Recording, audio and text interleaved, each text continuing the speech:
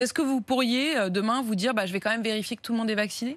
Non, moi, quand on doit aller à des endroits précis où il faut un pass sanitaire, je paye à mes employés le test PCR. Donc ils ne sont pas vaccinés, vos employés? Ils ne sont pas vaccinés. Vous Je n'êtes ne pas les vacciné. obligerai pas. Et vous Je n'êtes pas ne vacciné? suis pas vacciné non plus. Vous n'êtes pas vacciné. Donc vous allez continuer à payer les tests PCR pour pouvoir passer ce pass sanitaire, parce que dans quelques semaines, vous le savez, ça sera payant. Oui, c'est pas un problème, je les payerai quand même. Et ça va Puisque moi, changer j'ai beaucoup de choses. quelques clients, voilà. Et ce qu'il faut savoir, c'est vrai que le pass sanitaire va rester en gros à vie, puisque Pour vous, il va rester à vie. Ah oui, de toute façon, le Covid-19, c'est un coronavirus. Fatia veut vous répondre. Alors, Eddy. là où c'est ridicule, effectivement, un patron n'aura pas le droit, s'il va embaucher une personne, de lui demander s'il a le pass sanitaire. Mais par contre, il pourra suspendre son contrat de travail s'il n'a pas le pass sanitaire. Mais je pense, moi, qu'un élément qui va être très important, c'est la fin de gratuité des tests.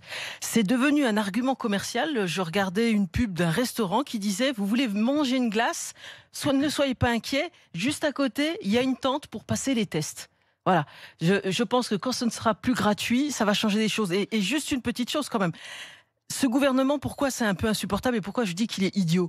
C'est parce qu'il fait reposer toute la stratégie sur les Français eux-mêmes.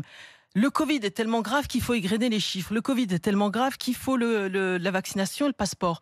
Mais le Covid n'est pas assez grave pour qu'il y ait des purificateurs d'air dans les écoles, pour qu'il y ait des capteurs de CO2 dans les écoles, pour qu'on ouvre plus de lits de réanimation. 14 lits de réanimation en Martinique, en Guadeloupe.